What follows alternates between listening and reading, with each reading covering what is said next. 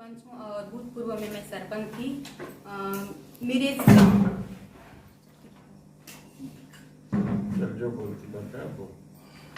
मेरे कलेक्टर जी और तहसीलदार से यही निवेदन है कि मेरे इस तालाब को तालाब ही रहने दीजिए, उसमें पटाव ना करें। धन्यवाद। और हाई कोर्ट का हमने बताया, सुप्रीम कोर्ट का बताया, और जितने भी पेपर्स हैं, मतलब एसडीएम, कलेक्टर, तहसीलदार से लेके ग्राम पंचायत के सारे ग्राम सभा का प्रस्ताव, ये सारा हमने दिया हुआ है। और हमने ये सब देने के बाद इसकी सब कापियां हम लाए हैं, आपको जनवरी होता है। ये खंभा है, उसको उखाड़ दिए। हाँ, ये फोटोग्राफ्स आपको दे रहे हैं। खंभा तालाब जिस समय खुदाई हुआ उस समय उसको देवता खंभा कहते हैं। देवता खंभा मानते हैं। इसको खंभा को उखाड़ दिए, उखाड़ के गायब कर दिया, रास्ता लगा के पानी को खींच के बाहर कर रहे हैं। बहुत ही सड़े।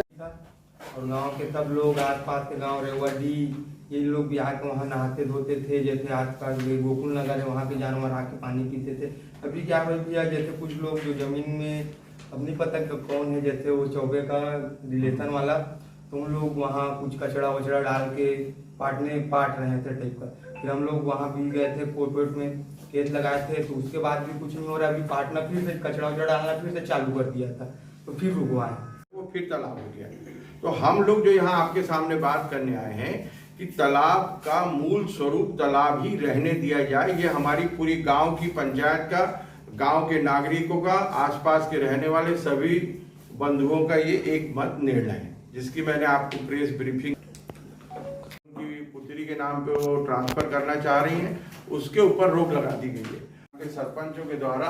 और हम आम नागरिकों के द्वारा लगातार वहां पर दबाव बनाया जा रहा है कि उस तालाब को मूल स्वरूप में ही रहने दिया जाए, क्योंकि उस तालाब से पशु में हमारे भरत साहू जी गए थे, उन्होंने एक जनहित याचिका लगाई। उस जनहित याचिका के आधार पर हाई कोर्ट ने माननीय कलेक्टर महोदय को आदेश किया कि इस तालाब को आप पाटने से रोकिए।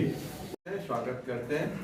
हमारी आज की प्रेस कॉन्फ्रेंस मुख्य रूप से भरत चौक पे जो तालाब है उसके संदर्भ में है, क्योंकि वह तालाब कई सालों से आम जनता के निस्तारी के लिए उपयोग किया जाता रहा है।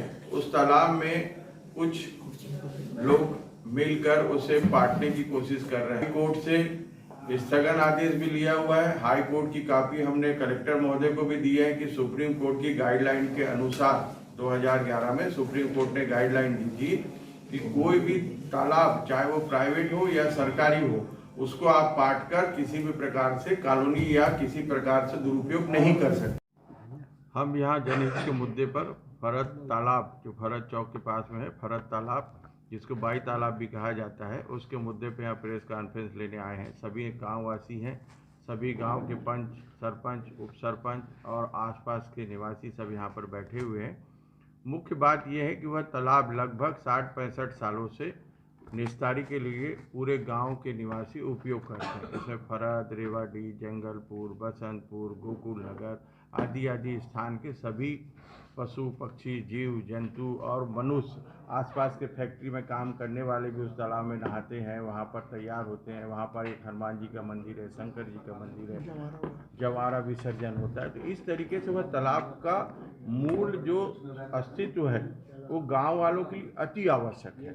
और वहाँ पर कुछ भूमाफिया, कुछ राजनीतिक संरक्षण पाए हुए लोग उस तालाब को पाट कर बेचने की तैयारी कर रहे हैं। उसमें कुछ ऐसे भी असामाजिक तत्व मिले हुए हैं जो आए दिन वहाँ पर रात में 12 बजे 1 बजे जाकर मिट्टी पटवाते हैं, वहाँ पर खड़े होकर अभद्रता करते हैं।